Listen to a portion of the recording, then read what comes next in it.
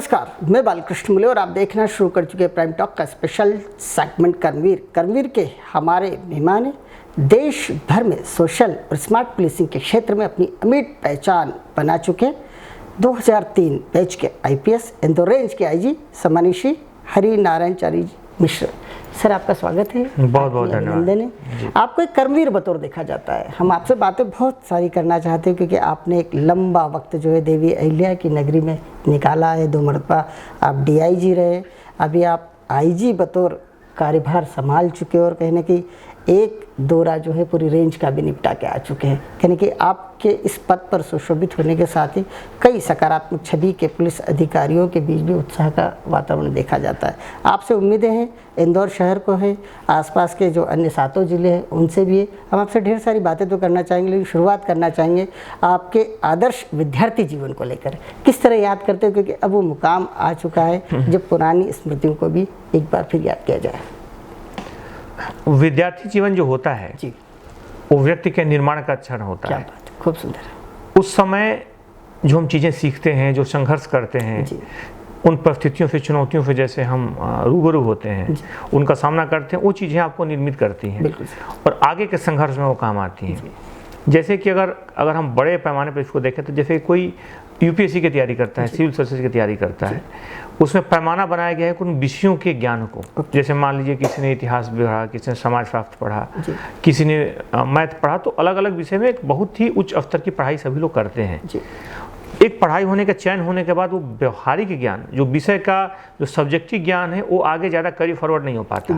यानी कि अगर आपने हो सकता है बहुत अच्छी एंथ्रोपोलॉजी पढ़ी हो, लेकिन वो एंथ्रोपोलॉजी आपको आगे सिविल सर्विसेज में काम नहीं आएगी। लेकिन क्या काम आती है, वो चीज़ जो काम आती है उसमें मुख्य तौर पे कि अपने पढ़ाई के दौरान किस तरह उस तनाव से निपटा, आपने किस तरीके से उन चुनौतियों को कैसे, आपने जो चुनौतियां थी उस पर कैसे विजय पाई, आप कैसे और लोगों के साथ बेहतर तालमेल के साथ पढ़ाई किए, आप डिस्कशन किए, ग्रुप डिस्कशन किए, लोगों के साथ एक अच्छे तालमेल के साथ। आप ज़्यादा पढ़ाई के दबाव में भी बिल्कुल आप हिले नहीं, आप बिल्कुल उसी तरह एक प्रतिबद्धता के साथ आगे बढ़ते रहे। ये जो चीज़ें हैं उस पढ़ाई के दौरान, वो चीज़ें आगे कैरी फॉरवर्ड होती हैं। विषय का ज्ञान तो पीछे छूट जाता है, लेकिन विषय के तैयारी के दौरान जो आपका एक व्यक्तित्व, आपका एक सोच निर्मित होती है, आपके अंदर एक इच्छा शक्ति जो मजबूत होती है, वो चीज़ आपको आगे काम आती है। और मुझे लगता है कि वही इसमें ज़्यादा महत्वपूर्ण है। तो हमने भी जब विद्यार्थी जीवन में पढ़ाई की तो इस तरह की चीज़ें थी। आसपास में कोई ऐसा परिवेश में उस समय सिविल सर्विसेज में कोई नहीं था, लेकिन हमें लगा कि नहीं, एक इसमें पढ़ा जाना चाहिए और इच्छा शक्ति मजबूत रख करके इसमें आगे बढ़ना चाहिए। और परिणाम अच्छा रहा। इसमें पहले प्रयास में मैंने सफलता प्राप्त की। उत्तर प्रदेश सिविल सेवा में, फिर अगले साल मैं भारतीय रेलवे यातायात सेवा में चयनित हुआ, फिर पुलिस सेवा में चयनित हुआ। तो लगभग हर जगह प्रारंभिक तौर पर सफलता मिली। और मुझे लगता है कि इससे आपका उत्साह बढ़ जाता है, इससे आपको लगता है कि आप जिस रास्ते पर चल रहे हैं वो रास्ता सही है। तो इससे और लोगों को भी मार्गदर्शन हम लोग करते हैं। जैसे कि हम जिस रास्ते से बढ़े, अपने साथ के जो साथी जो हमारी तैयारी कर रहे हैं, जो हमारे साथ के लोग जो तैयारी कर रहे हैं, जो संपर्क में हैं, हम कोशिश करते हैं कि उनको भी करें। और मैंने तैयारी में खास बात रही कि मैंने कभी कोचिंग नहीं किया, हमने स्वाध्याय से घर पर रह करके और बाकी जो जानकारियाँ थी उसके आधार पर पढ़ा। तो इसमें अगर आप उन चीज़ों को पढ़ करके और बेहतर ढंग से अभिव्यक्त करके उनको करके लिखते हैं, पढ़ते हैं, गुनते हैं, तो मुझे लगता है कि उससे जब आगे बढ़ते हैं तो आपका आत्मविश्वास भी बेहतर होता है। क्योंकि आपने किसी भी तरीके की बाहरी किसी कोचिंग या इस तरह की संस्थान या बिना किसी मदद के आपने किया होता है, तो प्रारंभिक तौर पे आपका जो एक इच्छा शक्ति जो होती है, आपकी जो आत्मविश्वास होता है, मुझे लगता है कि वो भी काफ़ी मजबूत होता है। और इसके आधार पे हम लोग जो चीज़ें सीखते हैं उससे दूसरों को भी मार्गदर्शन करने में एक सफलता मिलती है। हम एक हौसले के साथ उनको ये चीज़ों को शेयर कर सकते हैं और हमने किया भी, इससे बाकी भी हमारे जो मित्र हैं लाभान्वित हुए। जी सर, बिल्कुल सही कहा आपने। कड़ी चुनौतियों के बाद एक संघर्ष के साथ, क्योंकि कहीं ना कहीं बैकग्राउंड जब व्यक्ति के पास नहीं होता है किसी तरह का, और व्यक्ति उस मुकाम को पा जाता है जो वाकई उसका ड्रीम होता है, उसका एक सपना होता है। बचपन को याद करना चाहेंगे, किस तरह का माहौल हुआ करता था जहाँ आप पढ़े, पले, बड़े और शिक्षा भी अर्जित की? गांव में तो व्यवस्थित चीज़ें उस तरह से नहीं होती हैं जैसे बड़े शहरों के बड़े स्कूल्स में होती हैं। आज भी जो ग्रामीण क्षेत्र हैं वहाँ चाहे खेलने की सुविधाएं हों, चाहे जिस तरीके से पढ़ने की सुविधाएं हों, उसमें ज़्यादा निर्भर करता है कि आपके माता पिता कितना ध्यान देते हैं, शिक्षक कितना ध्यान देते हैं, बच्चा खुद कितना जागरूक है। संसाधन कम हो सकते हैं लेकिन इन चीज़ों में कमी नहीं होनी चाहिए। और मेरा तजुर्बा से मुझे लगता है कि ये चीज़ें ज़्यादा महत्वपूर्ण है। संसाधन तो ज़्यादा कम हो सकते हैं शहरों और देहातों में, लेकिन यह हो सकता है अभी किसी एक स्कूल में, शहर के ही एक स्कूल में सुविधा ज़्यादा हो और दूसरे स्कूल में कम हो। लेकिन जो ज़्यादा चीज़ जो आपको मजबूत बनाती है, वो मजबूत बनाती है आपके अंदर की इच्छा शक्ति। आप अगर अंदर से मजबूत हैं, अगर आप अंदर से आपके अंदर इच्छा शक्ति दृढ़ है, तो आपकी सफलता की संभावना ज़्यादा होती है। एक जो बच्चा जो कहा जाता है कि एक कहावत थी कि एक बच्चा एक गुब्बारा बेचने वाले के पास गया और उसने 2 गुब्बारे वो बेच रहे थे, 2 गुब्बारे जो उसमें एक लाल और एक हरे कलर के थे, और उस बच्चे ने पूछा कि अंकल ये दोनों जो गुब्बारे, जो उड़ने वाले गुब्बारे हैं, इसमें कौन सा गुब्बारा ज़्यादा बेहतर जाएगा, ज़्यादा ऊंचाई तक जाएगा, और इसको क्या काला जाएगा कि हरा जाएगा? तो गुब्बारे वाले ने बोला कि नहीं, इसमें काले और हरे से बेटा ऊपर से जो दिख रहा है उससे ऊपर नहीं जाएगा, इसके अंदर गैस कितनी भरी है उससे तय होगा कि कितना ऊपर जाएगा। तो यानी व्यक्ति में कितनी इच्छा शक्ति है आगे बढ़ने की, उससे तय होता है कि वो कितनी दूरी तय करेगा। तो इसमें एक बड़ी महत्वपूर्ण है कि जब आप भले ही एक ऐसे विद्यालय में हो शहर के जिसमें संसाधन हो सकता है कम हो, लेकिन इसमें आप इच्छा शक्ति आपकी मजबूत दृढ़ करे, उसमें शिक्षकों का योगदान रहता है, उसमें अपने अभिभावकों का योगदान रहता है, अपने मित्रों का योगदान रहता है। तो इन सारे चीज़ों से मुझे लगता है कि वो हर चीज़ की हर जगह की ज़रूरत है, और जिस व्यक्ति के आसपास इस तरह के लोग रहेंगे जो कि आपके मजबूती देंगे, आपके शुभचिंतक होंगे, तो व्यक्ति आगे से आसानी से बढ़ सकता है। और हर जगह देखा गया है कि ऐसा व्यक्ति को मजबूत बनाने में इन चीज़ों का बड़ा अहम रोल रहा है। क्या आपको बूस्ट करने में, यूँ कहे कि एजुकेशन के प्रति आपको सजग करने में, आप जो क्विज कंपटीशन में हिस्सा लिया करते थे बाल्यकाल में, उसने काफ़ी अहम रोल अदा किया? जब आप होते हैं और एक चीज़ों में छोटे समय पे जब आप आपकी पढ़ने की टेंडेंसी तय होती है, जैसे गांव में जब आप या छोटे कस्बों में आप पढ़ते हैं और आपको क्विज कंपटीशन में भाग लेने का मौका मिलता है, तो आपकी चीज़ों को ऑब्जेक्टिव तरीके से देखने का नज़रिया बन जाता है। यानी कि क्विज में जब भाग लेते हैं, जब उसका जवाब देते हैं, तो आपको लगता है कि इसका जवाब अगर है, तो फिर अगर कोई सवाल मिस होता है तो आप पढ़ते हैं तो उस नज़रिए से देखते हैं कि शायद इस यहाँ से भी सवाल आ सकता है, तो आप चीज़ों को सूक्ष्मता से देखने लगते हैं। और क्विज जो है, क्विज एक करने से आपकी जो मेमोरी जो पावर है, मेमोरी क्षमता भी दृढ़ रहती है, क्योंकि उसमें जो रिस्पॉन्स टाइम होता है बहुत कम होता है।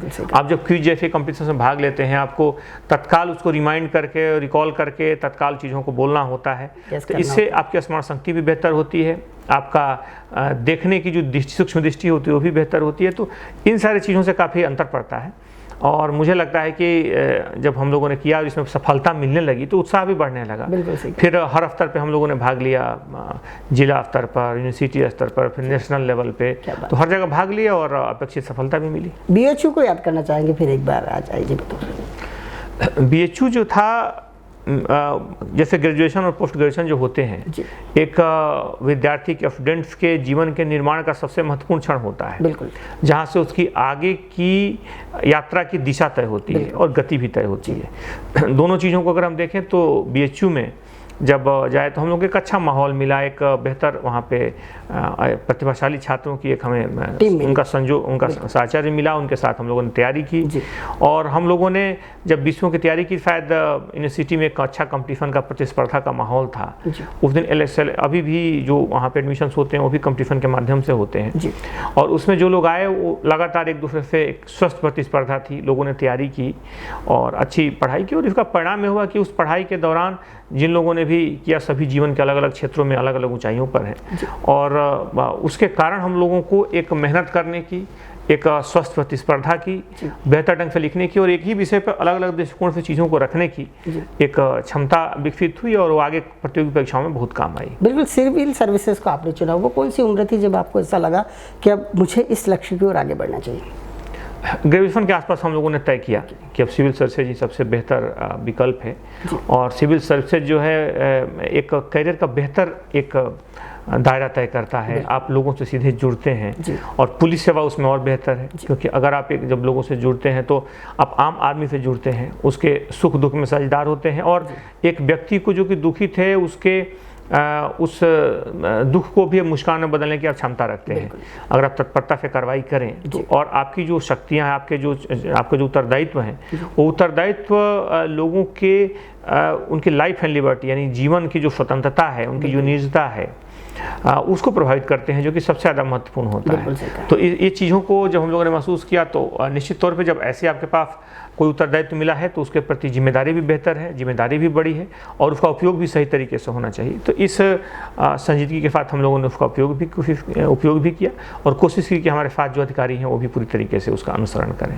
बिल्कुल सही कहा सर आपने। जितना पुलिस का सामाजिक सरोकार देखा जाता है वो सरोकार मुझे लगता है किसी और फील्ड का कम ही देखा जाता है। और कहने की आप एक सफलतम अधिकारी रहे हैं हमेशा कि लोगों से आपका मिलना, लोगों से चर्चा करना, लोगों के सुख दुख में खड़े रहना। आप 2003 में इंदौर आए, इसी के साथ कहने की देवी अहिल्या की नगरी से आपका एक अलग सा जुड़ाव देखा गया। और मुझे तो ऐसा लगता है जितना मैंने पुलिस के करीब रहने का मुझे मौका मिला, एक सफल एक बिग अचीवर्स के रूप में भी आपको पहचाना जा सकता है। जितना इस शहर ने आपको दिया है, जितना ये शहर आपको रास आया है, बार बार आपका भाग्योदय ही होता देखा गया है। किस तरह लेंगे हाथों थाना प्रभारी से लेकर आज पुलिस महानिरीक्षक की शुरुआती दौर में प्रोबेशन में मैं आया था, उसमें मैं अपने बैच में अकेले था, तो समान तौर पर लोगों को बड़े फारों में दिया जाता था एक अनुभव क्या कारण, तो मैं यहाँ शुरुआती दौर में रहा। बाद में जब मैं आया तो बाद में पुलिस अधीक्षक, वरिष्ठ पुलिस अधीक्षक या उप पुलिस महानिरीक्षक के रूप में रहा।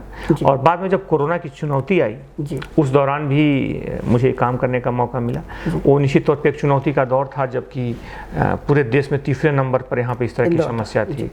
एक बड़ी ऊहापोह और असमंजस और एक धुंध जैसी स्थिति थी जिसमें तय नहीं था कि क्या होगा। चुनौती बहुत बड़ी थी, कोई इसका विकल्प नहीं था, कोई इलाज नहीं था और चारों तरफ एक दूसरे के प्रति अविश्वास और असुरक्षा फैली हुई थी। ऐसे में हमारी टीम ने बहुत बेहतर ढंग से काम किया। ऐसे में आप देखेंगे बीमारों को हॉस्पिटल ले जाने से लेकर के और क्वारंटाइन सेंटर से रहने से लेकर के, अलग अलग जो कंटोनमेंट जोन से वहाँ रहने से लेकर के और लोगों को जूते चप्पल पहनाने तक, खाना खिलाने तक, हर जगह पुलिस ने सक्रिय भूमिका निभाई। तो हम लोगों ने लगातार 10 महीने उसमें काफ़ी मेहनत से टीम ने काम किया है। संयोग की बात रही कि जब मेरी पदोन्नति हुई तो मुझे यहीं फिर काम करने का मौका मिला। तो ये मैं एक मानता हूँ कि मेरे लिए एक बेहतर सौभाग्य है, संयोग है कि इतने बेहतर जगह में एक इससे चुनौती भी बढ़ी है, क्योंकि चुनौती की महत्वपूर्ण इलाका है, महत्वपूर्ण संवेदनशील है जी। और दूसरी तरफ अगर हम देखें तो इसके साथ साथ एक दूसरा पहलू है कि मैं कई जगहों पे यहाँ काम कर चुका हूँ, तो काम करने में आप लोगों को जानते हैं, आप परिस्थितियों को समझते हैं, तो काम करने में आपके लिए आसान भी होता है। तो एक चुनौती भी बड़ी है और एक चुनौती को स्वीकार करके अगर आप ठीक से काम करते हैं और उसमें अगर सफल होते हैं तो आपके लिए एक संतोष का भी विषय होता है। तो मुझे लगता है कि यहाँ जो चुनौती मिली है उसे मैं जिम्मेदारी से और पूरी गंभीरता से करूँगा कि वो बेहतर ढंग से निभाऊँ। आपको एक नवाचार करने वाले पुलिस अधिकारी बतौर देखा जाता है, आपकी सोशल पुलिसिंग देखी जाती है, आपकी स्मार्टनेस वाली पुलिसिंग भी देखी जाती है। कहने की आपसे जितनी आम जनता आपसे मिलकर अपने आप को सुखद महसूस करती है, उतनी आपका खुद का महकमा भी कहीं ना कहीं पूरे विश्वास के साथ आपके पीछे कदम ताल करते हुए नजर आता है। कितना सार्थक मानते हैं अपने पुलिसिंग में? यह महत्वपूर्ण है कि आपके पास सही जानकारी हो, बिल्कुल सही। और अगर आप जनता से संवाद नहीं रखेंगे, अपने फोर्स से संवाद नहीं रखेंगे तो चीज़ें अधूरी पहुंचेंगी। तस्वीर का एक पहलू पहुंचेगा, दूसरा पहलू से हम महरूम रहेंगे, उसे अवगत नहीं होंगे। तो इसलिए आवश्यक है कि हम चीज़ों को एक सर्वांगीण दृष्टिकोण में देखें और उसको ध्यान में रखते हुए एक अच्छा लोगों से संवाद रखना चाहिए, लोगों का भरोसा होना चाहिए। और हमारी पूरी टीम इस तरह से काम करती है कि लोगों से एक बेहतर संवाद के साथ हम करें और आगे बढ़ें। बिल्कुल सही कहा आप सर ने। जिस तरह से आपने संजीवनी प्रोजेक्ट लाए थे, प्रकल्प लाए थे, इसी के साथ में स्वावलंबन, ट्रैफिक को लेकर भी आपने खूब काम किया और कहीं ना कहीं राष्ट्रीय स्तर पर आप प्रस्तुत भी हुए। अब नया क्या मिल सकता है, क्योंकि अब तो आपको इंदौर के अलावा 7 जिले और व्यापक रूप से काम कर सकते हैं। और मुझे जहाँ तक लगता है कि जब धारा जो है ऊपर से जब स्वच्छ बहती है जल की, तो नीचे तक कहीं ना कहीं स्वच्छता नज़र आती है। किस तरह का माहौल पूरी रेंज में बदलता हुआ नज़र आएगा?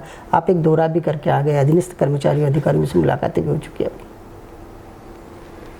हाँ, निश्चित तौर पे लोगों से, अपने अधीनस्थ अधिकारियों से मुलाकात हुई, कई जगह बैठकें भी ली हैं हमने, और उसमें जो चुनौतियां हैं, हर जिले की अलग अलग चुनौतियां हैं, चुनौतियों को भी हम लोगों ने रेखांकित किया है। और आने वाले दिनों में जो भी स्थानीय स्तर पर चुनौतियां हैं, चाहे सिकलीगर की चुनौती हो, चाहे लूटपाट करने वाले अनेक गिरोहों की चुनौती हो, इन सारी चीज़ों को हम लोगों ने गंभीरता से लिया है।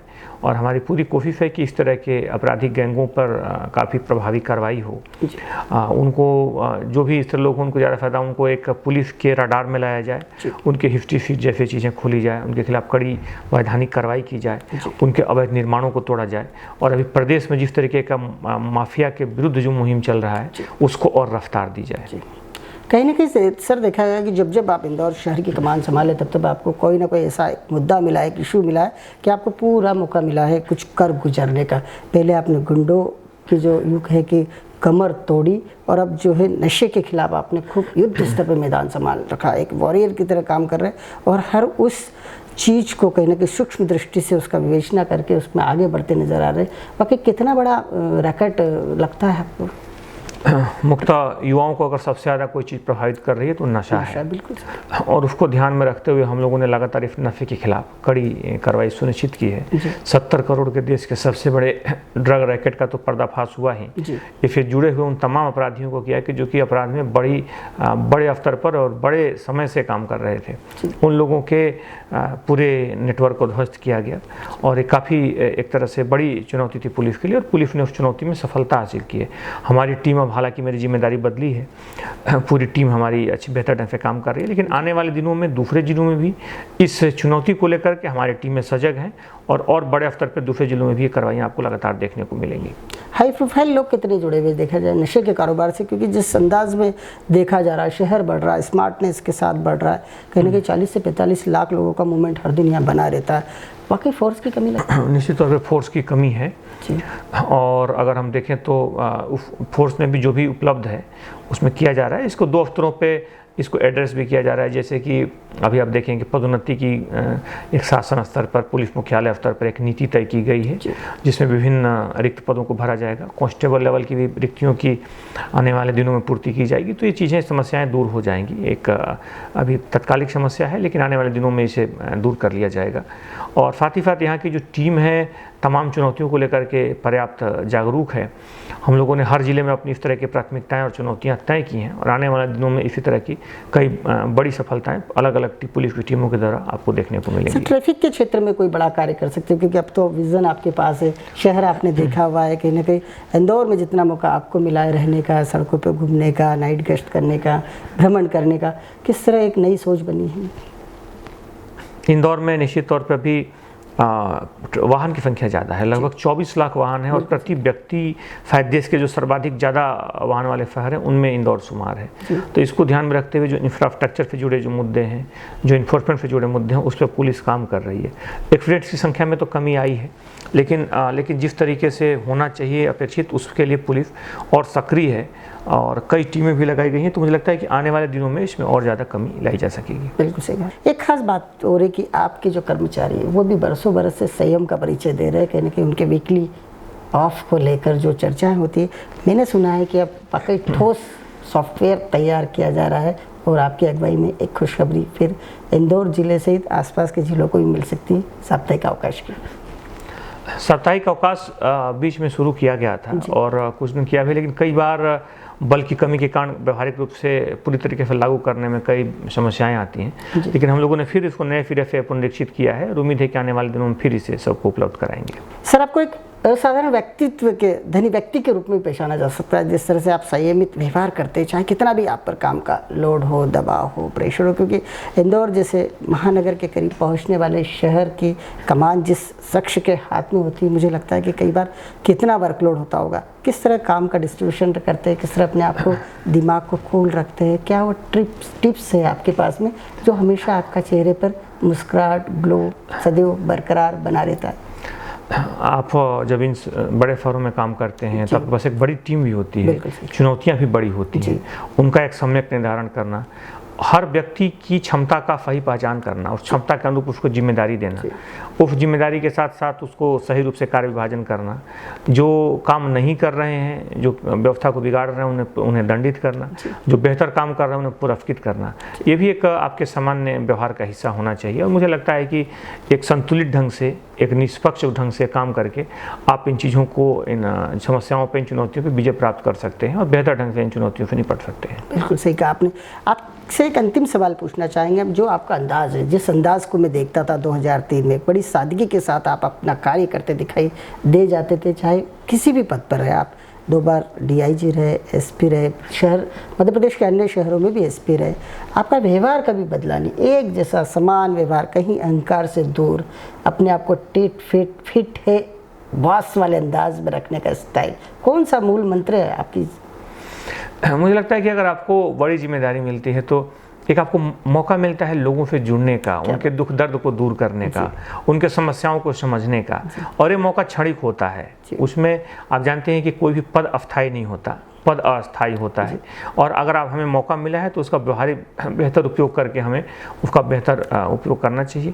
तो उस दृष्टिकोण से अगर हम काम करें तो मुझे लगता है कि अहंकार के लिए कोई जगह नहीं बचती है।